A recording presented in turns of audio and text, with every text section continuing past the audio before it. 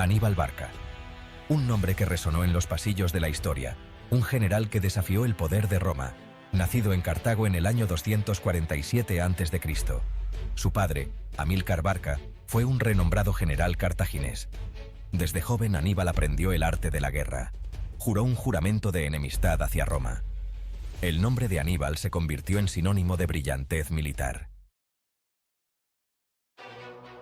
La primera guerra púnica había terminado en una humillante derrota para Cartago. Las semillas de la Segunda Guerra Púnica se sembraron en esta amargura. Roma, con su creciente poder y ambición, amenazaba el dominio de Cartago en el Mediterráneo occidental. El punto crítico llegó con el asedio cartaginés a Sagunto, una ciudad en Iberia, la actual España, bajo protección romana. Roma vio esto como un desafío directo y declaró la guerra a Cartago en el año 218 a.C. Aníbal, ahora un general experimentado, vio esto como la oportunidad de cumplir su juramento y golpear el corazón de Roma. Ideó un plan audaz. Llevaría la guerra a la propia Roma. Aníbal lideraría a su ejército a través de los traicioneros Alpes, una hazaña considerada imposible por muchos, y atacaría a los romanos en su propio suelo. Este audaz plan conmocionó y aterrorizó a los romanos. En la primavera del año 218 a.C., Aníbal partió de Nueva Cartago, ahora Cartagena, España, con un ejército masivo. Su fuerza incluía decenas de miles de infantes, miles de jinetes y, lo más famoso, un contingente de elefantes de guerra. Su objetivo: cruzar los Alpes, la imponente cordillera que separaba a Iberia de Italia. El viaje estuvo lleno de peligros. Los traicioneros pasos de montaña, el clima impredecible y el riesgo de ataques de tribus hostiles lo convirtieron en una empresa peligrosa. La decisión de Aníbal de cruzar los Alpes fue un testimonio de su audacia y genio militar. Los Alpes, aunque considerados intransitables por muchos, ofrecían la oportunidad de sorprender a los romanos y asestar un golpe en el corazón de su imperio. Su decisión cambiaría el curso de la historia. El viaje a través de los Alpes fue una pesadilla para el ejército de Aníbal. Los caminos estrechos y sinuosos eran traicioneros. Deslizamientos de tierra y avalanchas amenazaban con enterrar compañías enteras de soldados. Las duras condiciones climáticas, incluyendo temperaturas bajo cero e intensas nevadas, afectaron tanto a hombres como a animales. Los elefantes, en particular, sufrieron en el terreno helado y desconocido. La escasez de alimentos plagó a las fuerzas cartagineses. La amenaza constante de ataques de hostiles tribus galas añadió otra capa de peligro al viaje. Sin embargo, el liderazgo de Aníbal nunca flaqueó. Su determinación y la resistencia de sus soldados los ayudarían a superar este viaje épico. Sección 5. La tierra tiembla. La llegada de Aníbal a Italia. Después de 15 agotadores días, el ejército de Aníbal emergió de los Alpes. Estaban maltrechos pero no rotos. Su llegada a Italia en el otoño del año 218 a.C. envió ondas de choque a través de la República Romana. Los romanos habían descartado la posibilidad de que Aníbal cruzara los Alpes. La llegada de Aníbal, al norte del río Po, los tomó completamente desprevenidos. La visión del ejército de Aníbal, en particular los elefantes de guerra supervivientes, infundió terror en los corazones de los romanos. Señaló que la guerra había llegado a Italia. La presencia de Aníbal en Italia cambiaría el curso de la Segunda Guerra Púnica y dejaría una huella imborrable en la psique romana.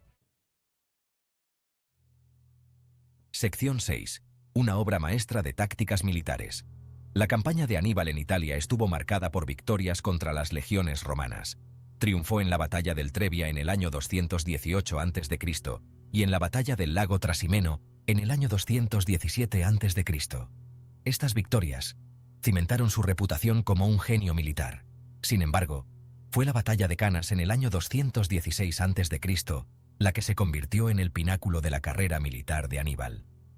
En Canas, Aníbal se enfrentó a un ejército romano superior liderado por los cónsules Lucio Emilio Paulo y Cayo Terencio Varrón. Aníbal empleó una táctica conocida como cerco. Dispuso a sus tropas en forma de media luna, atrayendo a los romanos a una trampa. La caballería cartaginesa derrotó a las alas romanas y luego atacó a la infantería romana por la retaguardia. El resultado fue una derrota devastadora para Roma. La batalla de Canas todavía se estudia hoy como un excelente ejemplo de brillantez militar y planificación estratégica. Sección 7. La estrategia fabiana. La respuesta astuta de Roma. La aplastante derrota en Canas envió ondas de choque a través de Roma. La República se enfrentaba a su mayor amenaza hasta el momento. Sin embargo, Roma no era una ciudad para rendirse fácilmente. El Senado romano, demostrando una resistencia notable, se negó a negociar con Aníbal. Adoptaron una nueva estrategia, conocida como la estrategia fabiana, llamada así por el general romano Quinto Fabio Máximo Verrucoso. Esta estrategia se centró en evitar enfrentamientos directos con el ejército principal de Aníbal. En cambio, los romanos hostigarían sus líneas de suministro, participarían en escaramuzas y desgastarían sus fuerzas gradualmente. Aunque frustrante para Aníbal, la estrategia fabiana demostró ser eficaz para frenar su avance. Sección 8. El ascenso del campeón de Roma. Mientras la guerra en Italia hacía estragos, un nuevo general romano ascendía en las filas. Publio Cornelio Escipión, más tarde conocido como Escipión el Africano. Escipión reconoció que para derrotar a Aníbal, Roma tenía que llevar la lucha a la propia Cartago. Con la bendición del Senado, Escipión zarpó hacia Hispania, donde obtuvo una serie de victorias contra las fuerzas cartagineses lideradas por el hermano de Aníbal, Asdrúbal. Las victorias de Escipión en Hispania fueron cruciales para Roma. Privaron a Aníbal de refuerzos y suministros de sus bases ibéricas. Sección 9. Zama. La confrontación final. En el año 204 a.C., Escipión regresó triunfante a Roma desde Hispania. Convenció al Senado para que le permitiera invadir África, la tierra natal de Aníbal. Este movimiento audaz obligó a Aníbal a abandonar su campaña en Italia después de 15 años y regresar a África para defender Cartago. En el año 202 a.C., los dos generales más grandes de su época se encontraron en la batalla de Zama, cerca de la ciudad de Cartago. Tanto Aníbal como Escipión comandaban ejércitos experimentados y empleaban tácticas innovadoras. Sin embargo, Escipión había aprendido del genio militar de Aníbal. Utilizó una táctica similar de cerco en Zama, atrapando a las fuerzas de Aníbal y asegurando una victoria decisiva para Roma. La batalla de Zama marcó el final de la Segunda Guerra Púnica. Sección 10. Los últimos años de Aníbal. Tras la derrota en Zama, Cartago se vio obligada a aceptar humillantes condiciones de paz dictadas por Roma. Aníbal, una vez el azote de Roma, era ahora un fugitivo en su propia tierra. Escapó al exilio, buscando refugio en varias cortes del Mediterráneo oriental. A pesar de su derrota, Aníbal siguió siendo una figura formidable. Continuó asesorando y ayudando a aquellos que se oponían al poder romano. Aunque ya no estaba al mando de un ejército, la mente estratégica de Aníbal seguía siendo aguda. Encarnaba el espíritu de resistencia contra la hegemonía romana. Sección 11. Un final trágico para un genio militar. Roma, siempre temerosa de la influencia de Aníbal, exigió su rendición donde quiera que buscara refugio. En el año 183 a.C., con los agentes romanos acercándose a él en Bitinia, la actual Turquía, Aníbal decidió poner fin a su vida antes que ser capturado y humillado por sus enemigos. Tomó veneno, según se dice, escondido en un anillo que siempre llevaba. La muerte de Aníbal, en circunstancias tan dramáticas, puso fin a la vida de una de las mentes militares más brillantes de la historia. Sección 12. Un impacto duradero en la historia. El legado de Aníbal Barca se extiende mucho más allá de sus hazañas militares. Es recordado como uno de los más grandes estrategas militares de la historia. Sus tácticas innovadoras, en particular su uso del cerco en Canas, influyeron en el pensamiento militar durante siglos.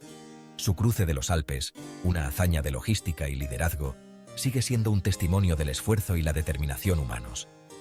La Segunda Guerra Púnica, en muchos sentidos, forjó la República Romana en el Imperio Romano. Sección 13. Recordando a Aníbal. La fascinación duradera. La historia de Aníbal Barca sigue fascinando e inspirando. Su genio militar, Su determinación inquebrantable y su resistencia frente a la adversidad lo han convertido en objeto de innumerables libros, películas y documentales. Su nombre evoca una sensación de asombro y admiración, incluso entre aquellos que de otro modo lo considerarían un enemigo. La historia de Aníbal es un recordatorio de que incluso en la derrota, el coraje y la convicción pueden dejar un legado duradero. Gracias por acompañarnos en esta travesía épica. Si te ha gustado el video, no olvides darle me gusta y suscribirte a nuestro canal para más contenido fascinante.